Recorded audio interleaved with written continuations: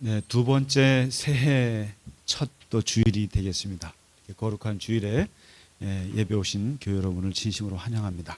우리는 마음을 모아서 묵도하심으로 하나님 앞에 예배 드리겠습니다.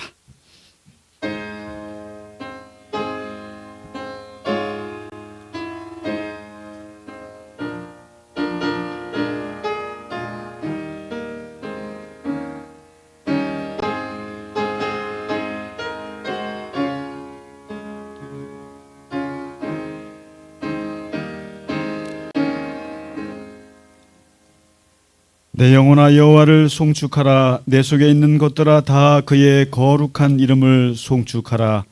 좋은 것으로 내 소원을 만족하게 하사 내 청춘을 독수리같이 새롭게 하시는 도다. 아멘.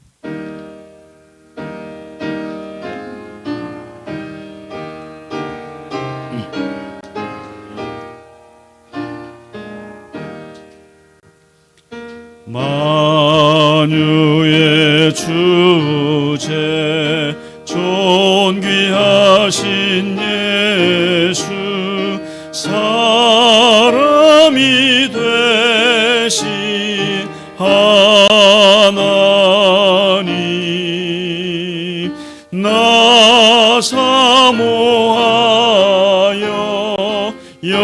영원히 섬길 내 영광 되신 주로다.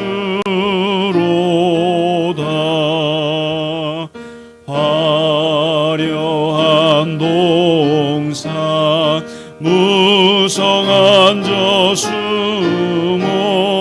다 아름답고 묘하나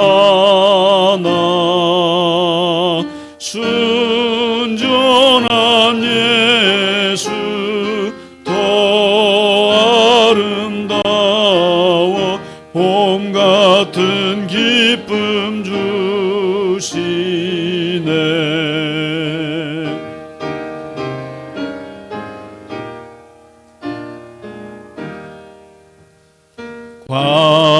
광명한 해와 명랑한 저 달빛 수많은 별들 빛나나 주 예수 빛은 더 찬란하여 참 비교할 수 없도다.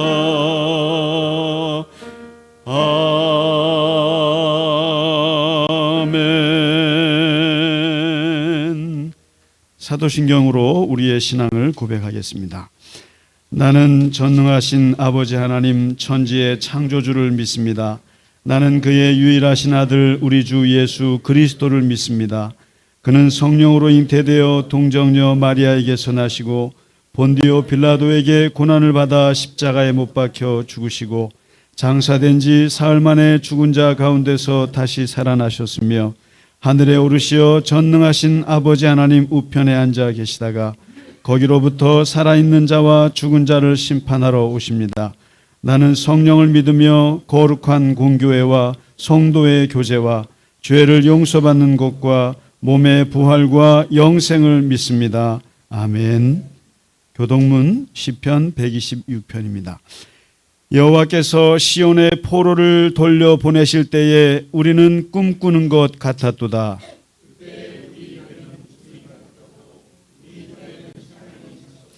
그때에 문나라 가운데서 말하기를 여호와께서 그들을 위하여 큰 일을 행하셨다 하였도다. 여호와여 우리의 포로를 남방 시내들같이 돌려보내소서. 울며 씨를 뿌리러 나가는 자는 반드시 기쁨으로 그 곡식단을 가지고 돌아오리로다. 아멘.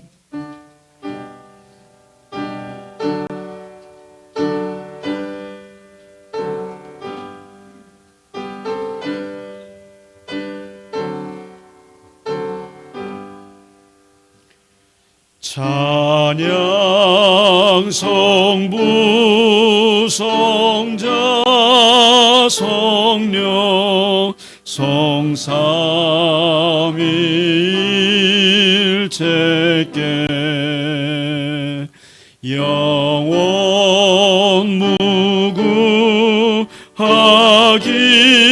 무구하기까지 영광을 돌리세 영광을 돌리세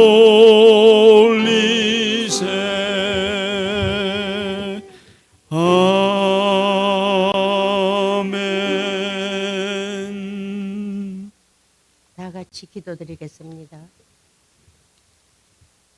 자연과 역사를 주관하시는 하나님 아버지, 만물 중에 저희를 선택하시니 하셔서 아버지를 기뻐하며 사랑할 수 있는 마음을 주시고 이곳에 모여 아버지께 예배를 드릴 수 있게 하시니 너무나 감사를 드립니다. 아멘. 아버지, 저희는 늘 부족하고 완악하여 자기 눈에 있는 대들보는 보지 못하고 남의 눈에 작은 가시만 보이는 어리석고 교만한 자들임을 고백하오니 아버지의 사랑으로 용서하여 주시고 주께서 저희에게 보이는 선한 것이 무엇임을 알게 하시고 주께서 우리에게 구하는 것은 정의를 행하며 하나님을 사랑하고 겸손하게 우리 하나님과 함께 행하는 것임을 알게 하여 주소서. 아멘.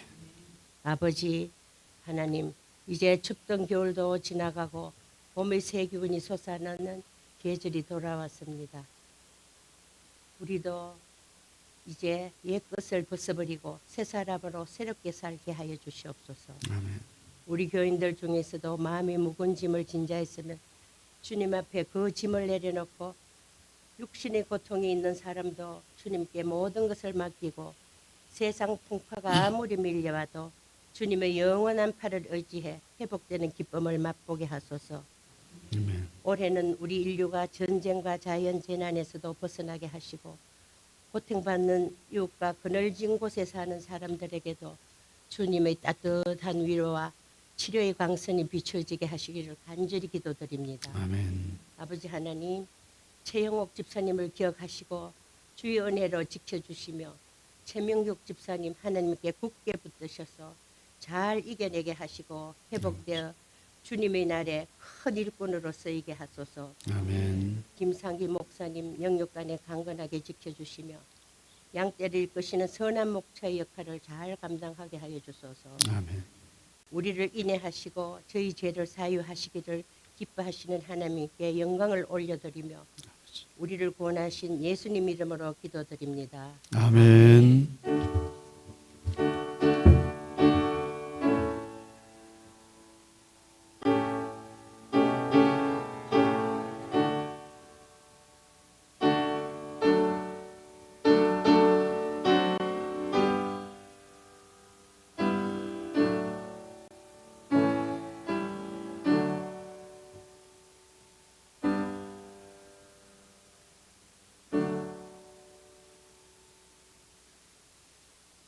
아멘. 찬송가 91장 슬픈 마음 있는 사람 함께 찬양 드리겠습니다.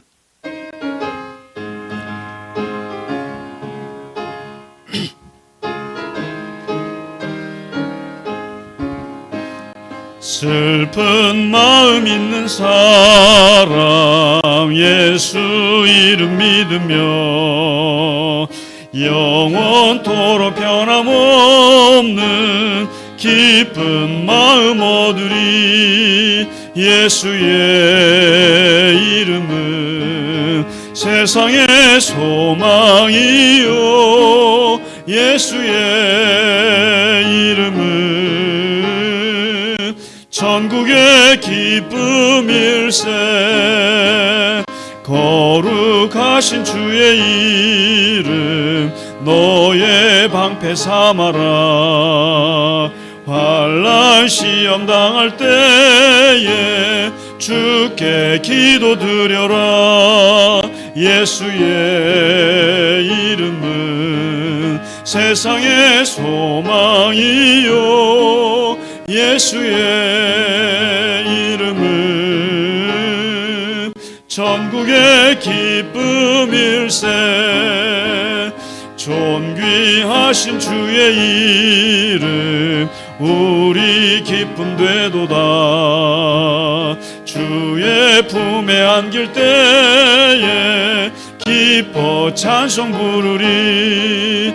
예수의 이름은 세상의 소망이요. 예수의 이름은 전국의 기쁨일세.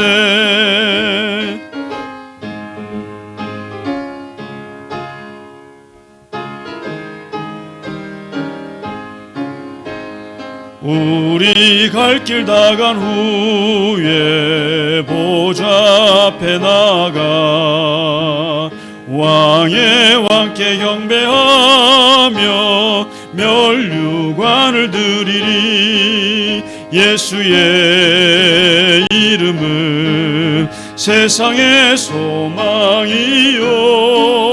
예수의 이름은 전국의 기쁨일세. 아멘. 네, 교회 소식을 몇 가지만 전해드리겠습니다. 하나는 먼저 설 명절 잘 보내고 계십니까? 네, 새해 복 많이 받으시기 바랍니다. 특별히 새해 하나님의 복을 많이 받으세요. 세속적인 복도 많이 받으시지만 하나님의 복이 중요합니다. 특별히 마태복음 5장에 나와 있는 팔복, 시편 1편의 그 복을 좀 깊이 묵상하시면 좋겠습니다. 이게 기독교의 복입니다, 사실은. 올해는 특별히 여러분 교회에 성사라고 그러죠. 성사, 거룩한 일.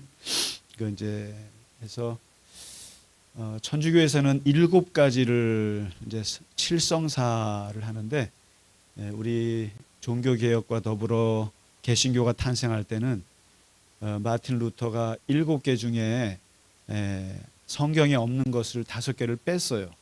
빼고 성경에 있는 유일한 2가지 거룩한 성사를 정했는데, 그것이 성찬식과 세례예요. 그래서 우리 교회는 매달 첫 주에 성찬을 합니다. 성찬을 하고, 그리고 또 한 가지 더 중요한 것은 세례예요, 세례.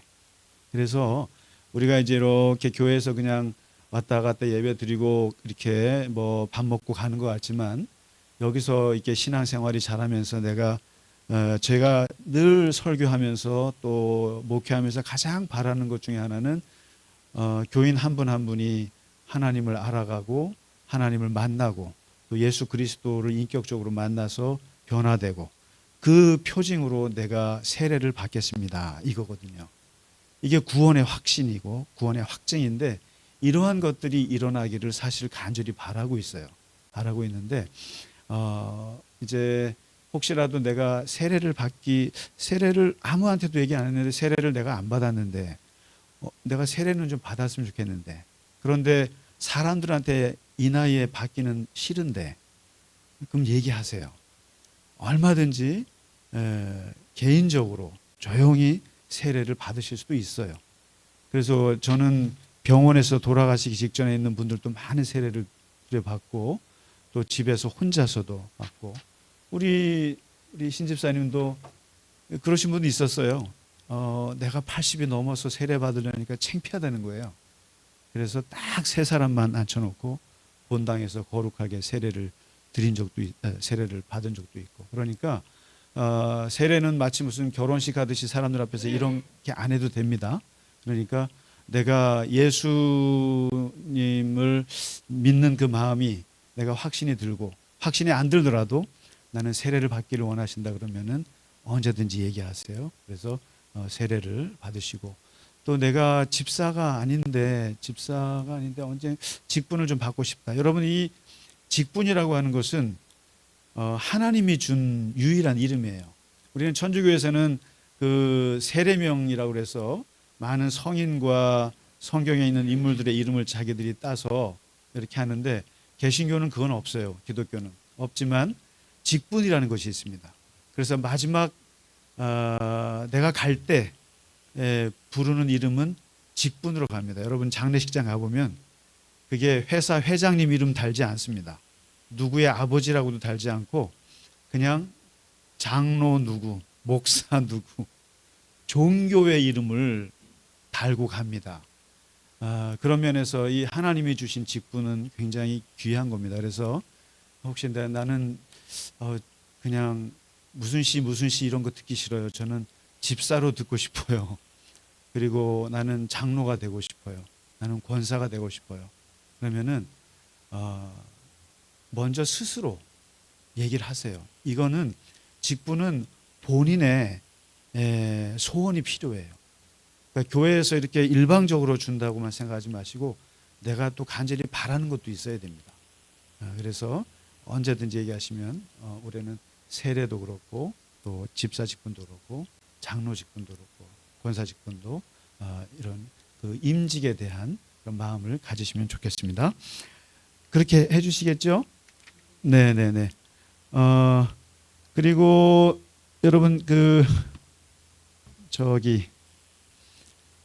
동화책이요.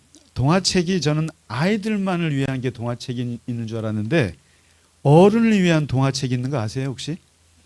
어른들을 위한 동화책이 있는데 그 온양에서 목회하시는 그 목사님은 옛날에 동국대 불교학과를 나오시고 불교에 대해서 굉장히 깊이 있으신 분이 예수 믿고 목사가 되셔가지고 지금 이제 목회를 하시는데 그 사모님이 동화 작가신데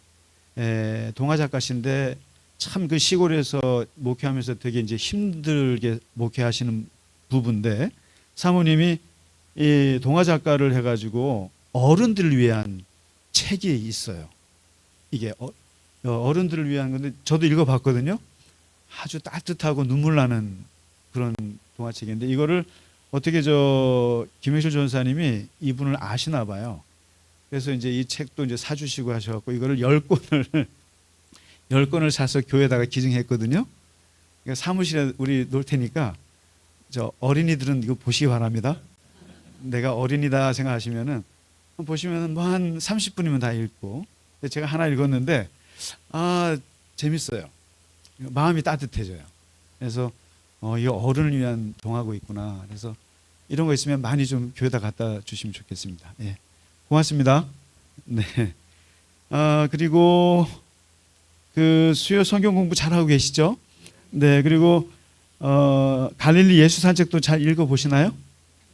네. 거기 이번에 이제 하나님 아버지에 대한 그 섹션인데 아주 중요한 부분이니까 한번 잘 읽어 보시면 도움이 되실 것 같습니다.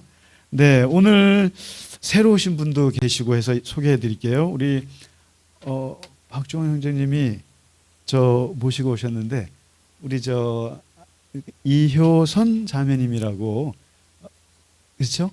네, 잠깐 우리 인사해도 될까요? 네, 우리 박수로 안녕하겠습니다. 네, 아유 고맙습니다. 네네네.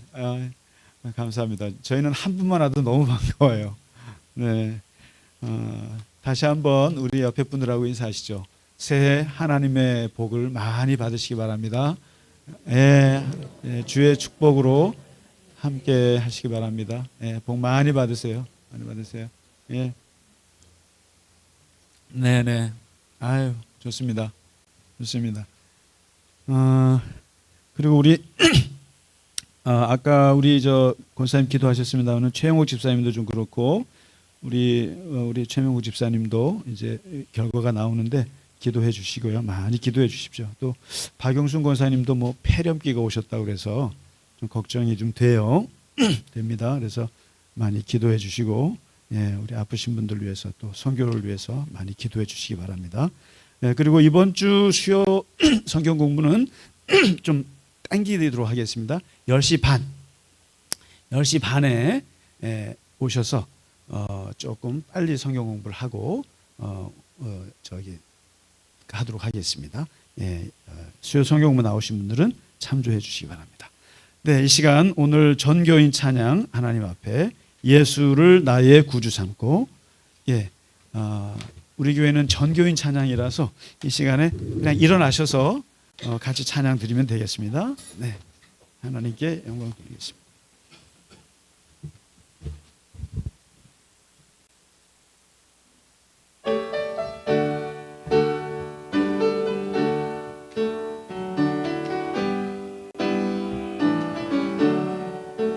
예수를 나의 구주 삼고 성령과 피로써 거듭 나니 이 세상에서 내 영혼이 하늘의 영광 누리도다.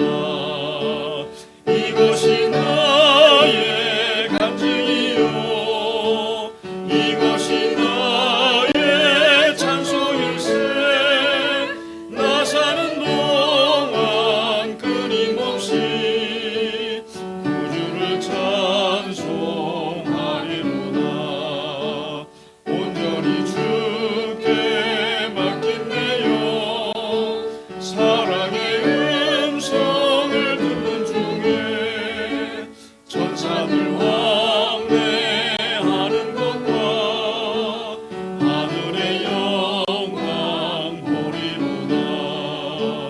이것이 나의 간증이요 이것이 나의 찬송일세. 나 사는 동안 끊임없이 구주를 찬송하리로다.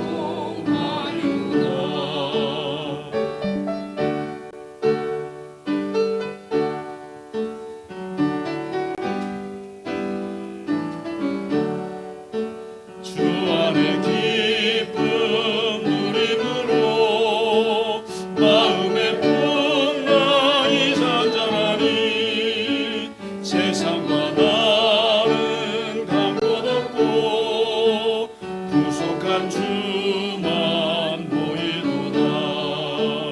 이것이 나의 간증이요 이것이 나의 찬송일세. 나 사는 동안 끊임없이 구주를 찬송하리로다.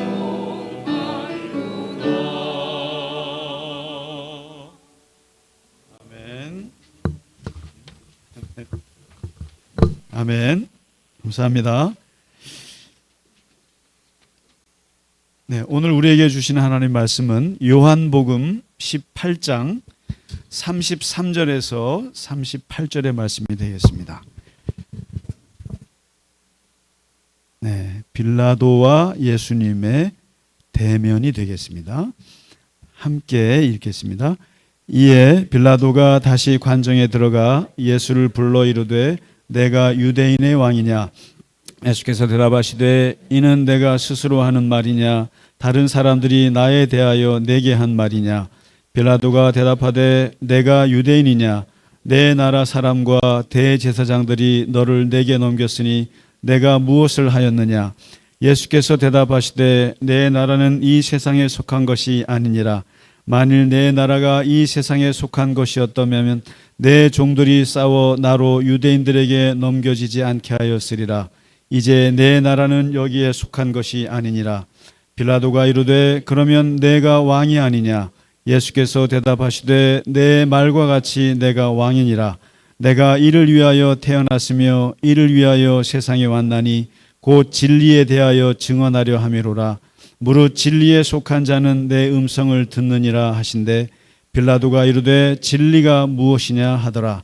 이 말을 하고 다시 유대인들에게 나가서 이르되 나는 그에게서 아무 죄도 찾지 못하였노라.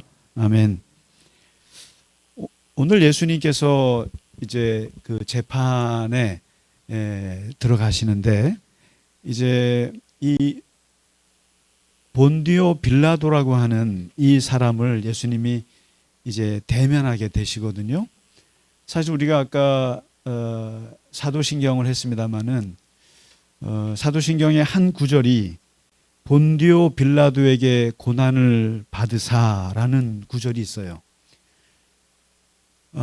실제로 예수님을 죽인 주체는 유대인들이고 조금 좁히면 종교 지도자들이고 거기에 많은 민중들이 그냥 넘어가서 예수님을 죽였단 말이에요.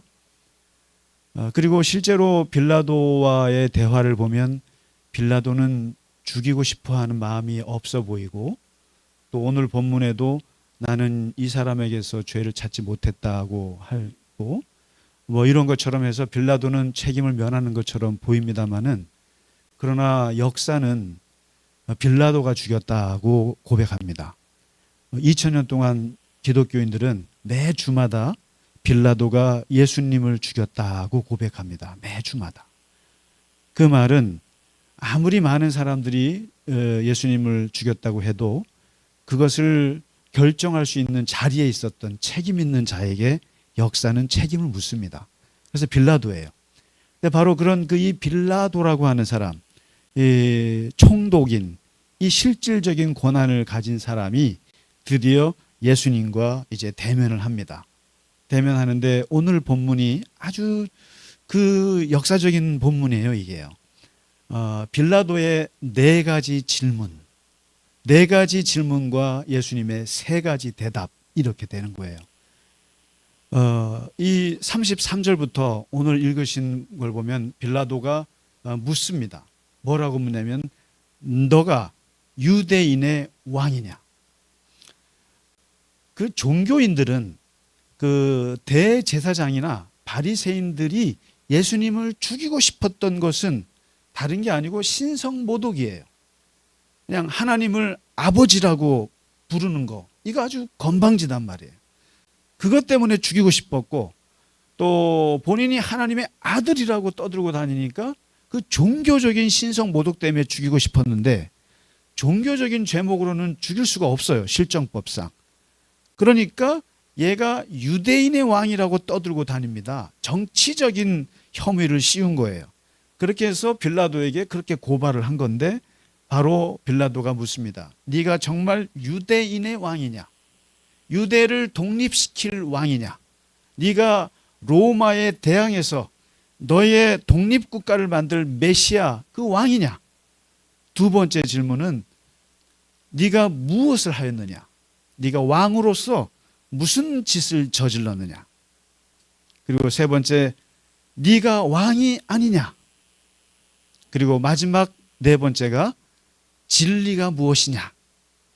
이런 질문을 해요. 보세요.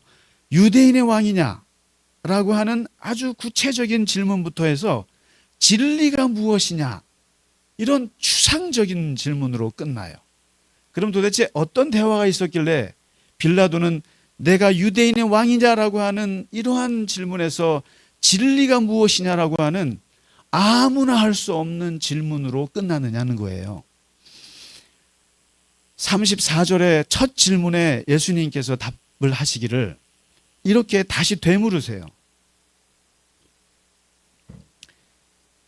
나를 유대인의 왕이냐라고 묻는데 그 질문이 네가 스스로 하는 말이냐, 다른 사람들이 내게 대하여 했던 말을 듣고 하는 말이냐, 다시 말해서 네가 알고 하는 말이냐 아니면 남에게 듣고 하는 말이냐, 네가 스스로 판단해서 나에게 하는 말이냐 아니면 카더라를 듣고 나한테 하는 말이냐. 근데 이런 식의 질문을 예수님이 많이 하세요.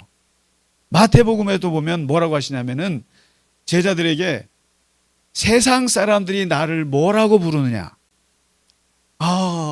엘리야라고 그럽니다. 이사야라고 그럽니다. 예레미야라고 그럽니다. 모세라고 그럽니다. 그래? 그러면 너는 나를 누구라고 하느냐? 이렇게 꼭 질문하세요. 이 질문이 복음서에 왜 여러 번 등장하냐면은 이게 신앙에 있어서 신앙을 갖는 사람, 특히 하나님을 믿는 사람들에게는 굉장히 중요한 거예요. 남에게 듣고 하는 말이냐, 네 스스로 체험해서 주관적으로 뼛속 깊이 느껴서 하는 말이냐. 너가 갖고 있는 지식이 남에게 듣고 하는 지식이냐 아니면 너의 아주 마음속 깊이 확신에 차서 하는 지식이냐? 신앙도 마찬가지예요. 제가 예수를 믿습니다. 저 예수 믿어. 너 예수 믿니? 믿습니다. 예수님 사랑하니? 사랑합니다. 왜 사랑합니까? 예, 우리 어머니가 그렇게 하래요. 누가 뭐라 그렇게 하래요. 교회에서 그렇게 가르쳤기 때문에 제가 들은 바가 있거든요. 그래도 어렸을 때부터. 그래서 하는 말과 내가 진심으로 인생의 고난과 시련과 역경을 겪으면서 온갖 파도를 겪으면서 하나님하고 그 온갖 고뇌와 갈등을 겪으면서 주님이 내 안에 내가 주님 안에 있는 그 체험을 하고 주님을 믿는다라고 하는 말과 남이 나에게 했던 말대로 되뇌이는 말하고는 근본적으로 다릅니다. 네가 알고 하는 말이냐 아니면 남에게 듣고 하는 말이냐, 객관적 지식이냐 주관적 지식이냐, 객관적인 신앙이냐 아니면 주관적 신앙이냐, 아니면 머리로 아는 신앙이냐 아니면 체험을 해서 나온 신앙이냐는 거예요. 그래서 예수님은 항상 묻습니다. 이 두 가지. 여러분 이거는 생각해 보셔야 돼요. 그래서 신앙생활은 연륜이 좀 필요해요. 물론 구원이라고 하는 것은 전혀 하나님을 모르는 사람도 갑자기 죽을 때 한순간에 믿고 구원받아요. 기독교는 그런 종교예요. 아무것도 몰라도 바로 구원받을 수 있어요. 그러나 신앙의 깊이는 체험이 없이는 안 되는 거예요. 겪어보지 않으면 안 되는 거예요. 하나님께서 나를 인도하셨다. 내가 이런 일을 했는데 하나님께서 이걸 거두어 가셨다. 너무 힘들었고 그 속에서 내가 하나님을 만났고 처절하게 그 하나님을 만났던 체험이 없이는 하나님을 사랑한다, 하나님을 믿는다 말할 수 없어요. 그 깊이가 달라요. 그래서 꼭 물어봐요. 네가 알고 하는 말이냐 아니면 남에게 듣고 하는 말이냐, 이걸 질문하세요. 그랬더니 뭐 당연히 빌라도가 뭐라 그럽니까? 35절에 내가 유대인이냐? 내가 당신네 사람이요? 내가 어떻게 알고 합니까? 하고 들은 거지. 이게 고백하거든요. 그러면서 35절에 이렇게 말합니다. 당신은 도대체 뭘 했길래 여기에 고소가 돼서 끌려왔느냐? 물어봐요. 그랬더니 36절에 예수님께서 이제부터 이런 얘기를 하세요. My kingdom 얘기하세요. 나의 나라는, 이 나의 나라는 뭐예요? 이거 누구나 할 수 있는 말이에요? 왕이나 할 수 있는 말이죠. 유대인의 왕이냐라고 그러면은 살려면 아니요 그래야 될 거 아니에요. 근데 My kingdom 얘기합니다. 나의 나라는 얘기하는데 이 사람 자기가 왕인 걸 전제하고 말하네. 내 나라는 이 세상에 속하지 아니하였노라 이게요. 그리고 만일 내 나라가 이 세상 나라라면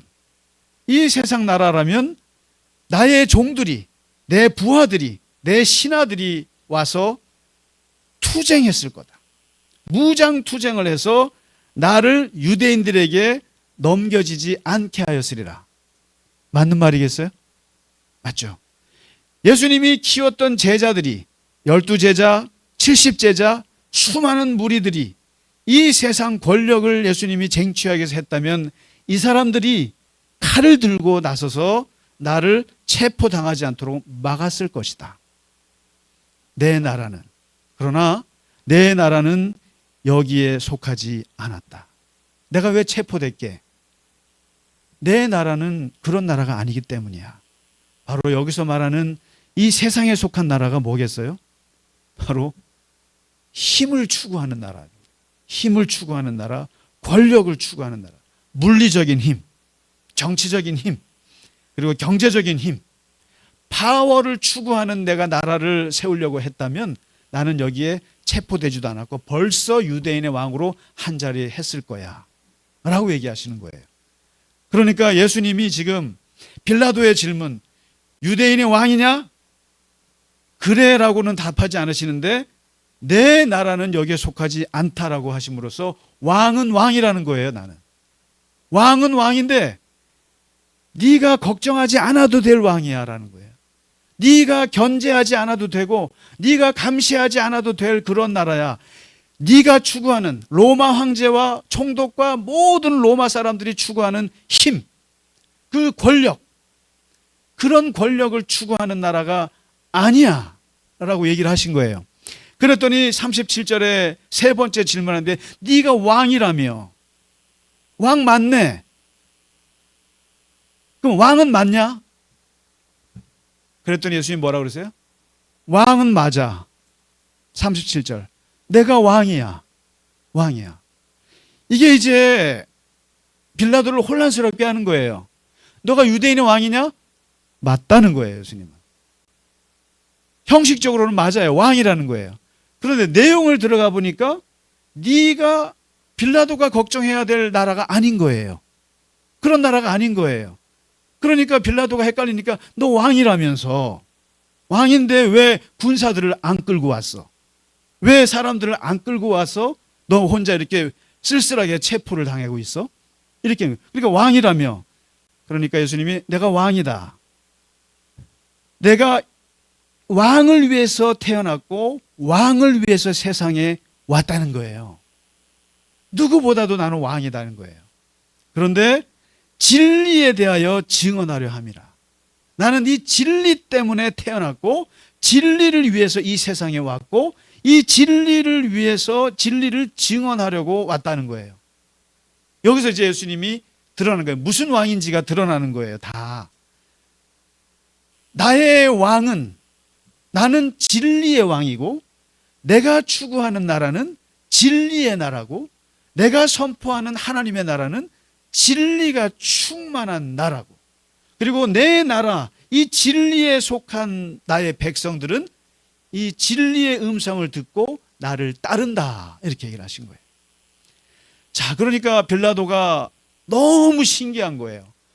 이게 알레데이아예요. 알레데이아. 알레데이아, 진리. 진리라는 말을 갑자기 하시니까 38절에 진리가 무엇이냐. 영어로 What is truth 이렇게 하는 거예요. 뭐냐 도대체. 진리가 뭐냐 갑자기. 왕은 왕이라는데 진리의 왕이라는데 그럼 진리가 뭐냐. 이 네 번째 대답 질문에 예수님이 답을 안 하세요. 왜 안 하실까요? 왜 안 하시겠어요? 얘기한들 네가 알아듣겠냐? 못 알아들어. 그냥 침묵하세요. 그냥 침묵하세요. 그럼 도대체 이 진리라는 것이 무엇이겠느냐? 진리는 사실 여러분 우리말로 참이에요. 참. 참된 것. 참, 그리고 변함없이 맞는 것이에요. 그리고 옛날이나 지금이나 변함이 없고 동양이나 서양이나 변함없이 참된 것이 이게 진리예요. 근데 이 진리는 이 두 군데서 와요. 하나는 땅에서 오는 진리가 있어요.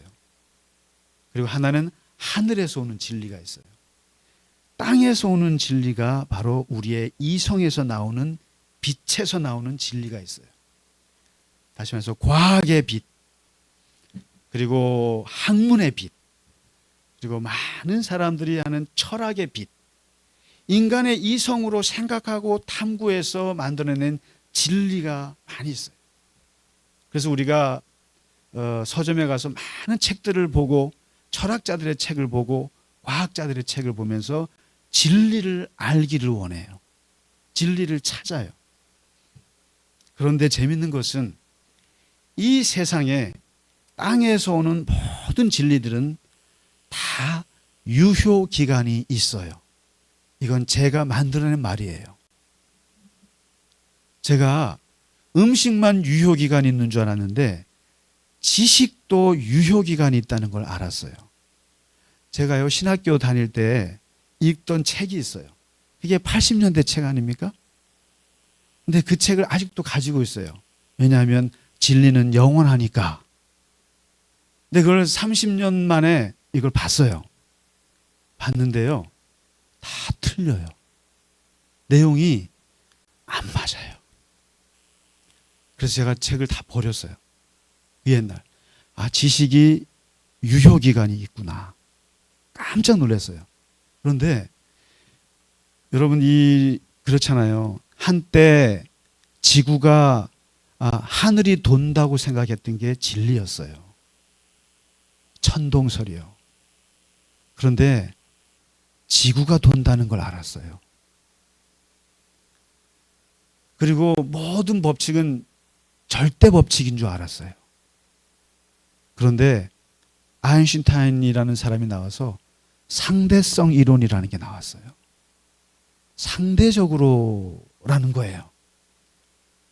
그리고 조금 더 나가서 하이젠베르크 같은 물리학자는 불확정성의 원리라는 말도 했어요. 세상 물리가 돌아가는 게 상대적인 걸 넘어서 불확정성이 너무 모르겠다는 거예요. 진리를 모르겠다는 거예요. 그리고 이 진리의 유효기간이 그래도 긴 학문이 인문학이에요. 신학 같은 경우는 한 500년 가요. 이게 무슨 말이냐면은 지금 이렇게 교인분들한테 얘기하는 이 신학적인 진리가 500년 전에 만들어진 거예요. 사실은. 왜냐하면 모든 진리는 어디서 먼저 나오냐면 대학에서 먼저 나와요. 연구자들에게서 먼저 나와요. 학자들에게서 나오면 이게 현장에서 활용되는 지식이 될까지 이 기간을 말하는데 이 기간이 제일 긴 게 신학이에요. 종교학이에요. 인문학이에요. 그래서 이런 인문학 교수들은 옛날에 배웠던 것 같고 평생 울고 먹어도 괜찮아요. 그런데 이 유효기간이 제일 짧은 분야가 의학 분야예요. 의학 분야는 10년밖에 안 돼요. 아시잖아요. 그 의학 박사들이 연구해낸 그 의료 치료법들이 현장에서 적용하는 건 10년이면 바로 적용해요. 그래서 여러분 공대 교수님들이나 화학과 이런 분들은요, 그냥 내가 논문 하나 쓰고 나서 몇 년 지나면 또 후배들한테 밀려버려요. 10년, 20년이면 밀려버려요. 그래서 제가 목사를 하기 잘했다 생각해요. 이 유효기간이 기니까 그냥 망구에 그냥 죽을 때까지 우리 신학 교수들 보면은 그 젊었을 때 강의 노트를 은퇴할 때까지 써먹어요. 근데 여러분 자연과학자들은 그렇게 써먹었다가는 쫓겨나기 십상이고 의사들은 특히 더 심해요. 이게 굉장히 유효기간이 빠르다는 거예요. 이게 무슨 말이에요? 세상의 모든 진리들은 금방금방 사라지고 그때에 써먹고 끝난다라는 거예요. 상대적이라는 얘기예요. 심지어 근데 참 우리 사람들이 너무 저거 한 게 가장 상대적인 진리인데 가장 절대적으로 믿고 있는 진리가 있어요. 이게 바로 정치적 진리예요. 참 제가 볼 때 너무 한심해. 이 정치적인 진리들을 막 설파하고 막 얘기하는데 보면은 아주 상대적인 거예요. 아주 상대적인 건데 아주 절대적으로 믿고 말을 해요. 그래서 우리가 배에서 절대로 하지 말아야 될 말이 종교 이야기와 정치 이야기라고 그래요. 왜냐하면 이것은 지극히 상대적인 것인데도 절대적으로 믿고 얘기해요. 그러니까 대화가 안 돼. 그러니까 한 사람을 집어 던져버리는 거예요. 여러분 탈레반이 여러분 보기 좋으세요? 그 탈레반이 믿는 그 종교가 절대적이에요? 여러분 이슬람 그 지하드 자살 폭탄하는 사람들이 그 사람들이 외치는 그 진리가 절대적인 진리로 보이세요? 그럼 거꾸로 말해서 기독교인 중에서도 막 그냥 막 저기 심하게 하는 것들 그게 보시면 그게 절대적으로 보이세요? 아니에요. 다른 종교 사람들 함부로 하면 안 돼요. 저는 여러분 이렇게 말하면 저 목사는 너무 자유주의 아니에요. 저 예수님 사랑해요. 저 예수님밖에 몰라요. 예수님만 구원이에요. 그러나 이 세상에 있는 진리들은 우리가 입으로 떠드는 진리들은 다 상대적이에요. 다 유효기간이 있다고요. 그러니까 내가 옛날에 배웠던 지식과 진리도 얼마든지 유효기간이 지났을 거라고 생각하고 말을 해야 돼요. 이 세상적 진리는 그렇습니다. 바로 빌라도가 지금 묻고 있는 진리는 그런 진리예요. 정치적 진리, 경제적 진리, 과학적 진리, 내가 진리의 왕이다. 나는 진리의 나라를 세운다라고 하니까 그 진리가 뭐냐라고 묻는데 예수님이 뻔하죠. 네가 추구하는 진리는 그런 진리일 텐데. 금방 지나갈 진리, 못 써먹을 진리, 그런 진리를 추구할 텐데 내가 거기서 왜 대답을 하겠느냐. 그런데 예수님이 말씀하시는 이 진리는, 특별히 요한복음에서 예수님이 말하는 진리는 하늘에서 온 진리를 얘기하시는 거예요. 하늘에서 온 진리인데 수도 없이 예수님 말씀하신 거예요. 진리를 알지니 진리가 너희를 자유케 해. 진리가 너희를 자유케 할 것이고 진리로 너희를 거룩하게 할 수 있어. 그리고 진리의 말씀과 하나님의 능력 안에서 의와 병기로 하나님께서 우리를 채워주신다고 말씀하셨고, 진리의 성령이 오셔야 너희를 모든 진리 가운데로 인도하시리라. 다시 말해서 예수님께서 말씀하시는 진리는 하늘에서 오는 진리예요. 이것은 다른 말로 해서 하나님의 말씀이에요. 하나님의 말씀이고 하나님의 말씀으로 왔을 때 이 하늘의 빛에서 오는 이 진리를 받은 사람들만이 이것이 영원한 진리가 될 수 있다는 거예요. 이것이 우리를 자유케 하는 진리.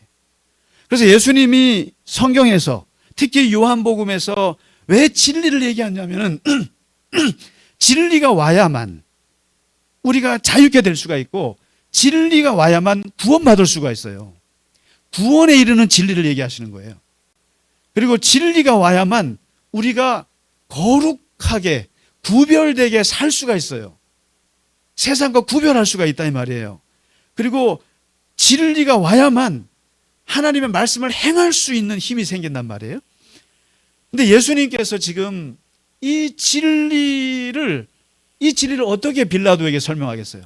평생을 정치적인 메커니즘 속에서 살아왔던 총독, 이 정치꾼 앞에서 예수님이 무슨 진리를 여기다가 얘기를 하시겠어요? 하늘에서 온 진리, 너를 구원하는 진리, 너를 자유케 하는 그 진리를 어떻게 말씀하시겠어요? 그래서 요한복음은 이렇게 얘기하시는 거예요. 이 진리를 아는 방법은 무엇이냐? 이 진리는 공부해서 되느냐라는 거예요. 이 진리가 성경 공부해서만 되느냐라는 거예요. 그래서 이 빌라도의 질문을 바꿔야 한다는 거예요. 마지막. What is truth가 아니라 Who is truth로 바꾸라는 거예요. 누가 진리냐라고 바꿨어야 한다는 거예요. 누가 진리냐. 우리 기독교 신앙인들이 진리를 추구한다고 하는 것은 공부해서 되는 것이 아니라 예수를 만나야 되는 거예요. 만나야 진리에 이를 수가 있어요. 예수님이 그랬잖아요. 너희가 내 제자가 되면 진리를 알게 될 텐데 진리가 너희를 자유케 하리라.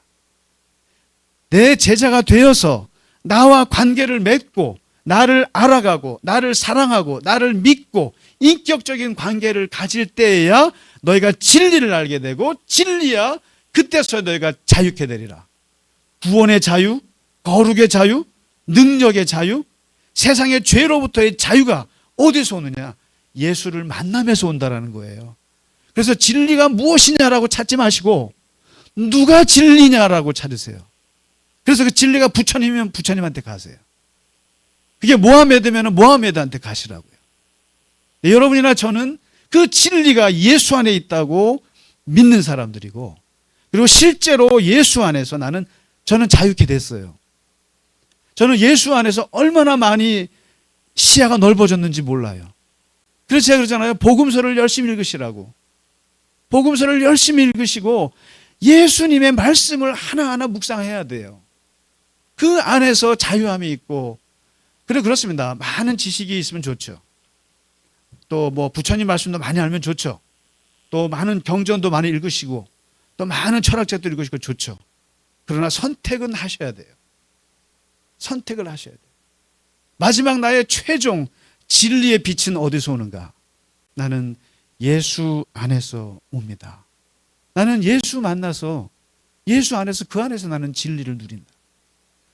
그 진리의 빛이, 예수 그리스도의 진리의 빛이 우리 모두에게 항상 비추시기를 주님의 이름으로 축원합니다. 우리 함께 찬양하고 예배를 마치겠습니다. 찬양하라 내 영혼아. 찬양하겠습니다.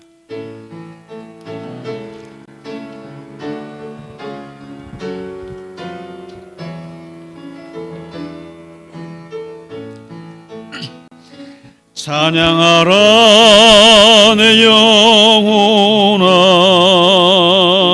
찬양하라 내 영혼아, 내 속에 있는 것들아 다 찬양하라.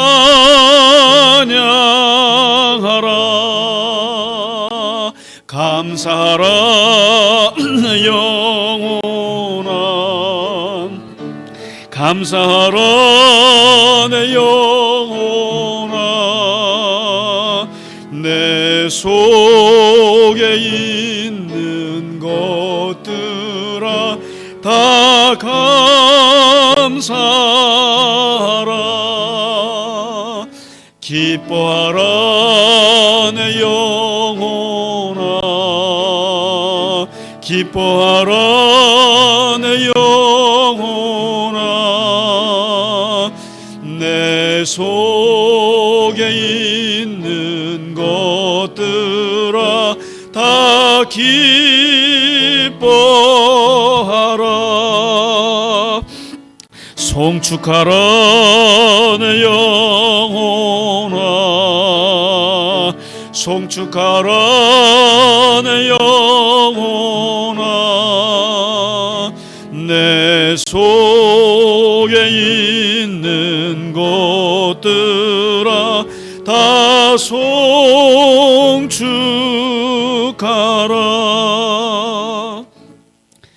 우리의 송축과 우리의 영광과 경배를 받으시기에 합당하신 하나님 아버지, 오늘 진리의 빛으로 오신 우리 주 예수님의 말씀을 듣고 우리가 이 세상에서 진리를 찾는 것이 아니라 주님을 만나면서 진리의 빛으로 오신 주님을 만남으로써 우리가 자유케 되고 거룩하게 되며 하나님의 능력을 덧입는다는 것을 알게 되었습니다.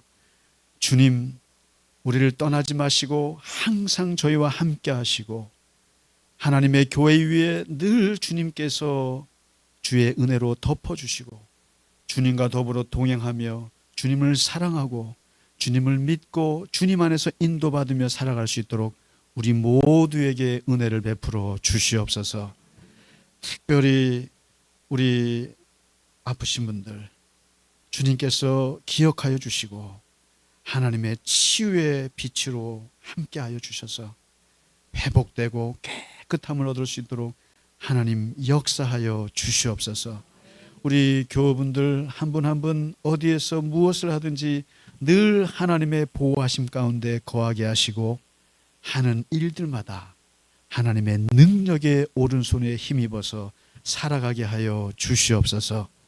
이 시간 주 앞에 드린 예물 위에도 하나님 함께 하셔서 주님이 영광 받으시고 드린 손길을 축복하시며 하나님의 놀라운 능력과 사랑으로 충만케 하여 주시옵소서. 지금은 우리 주 예수 그리스도의 크신 은혜와 하나님 아버지의 지극하신 사랑과 성령의 감화, 감동, 위로, 교통하심이 오늘 주 앞에 예배하고 이제 세상 가운데 살아가면서 주와 더불어 승리하며 살아가기를 원하는 모든 교우들 머리 위에 이제로부터 영원까지 함께 하시기를 간절히 축원하나이다. 아멘.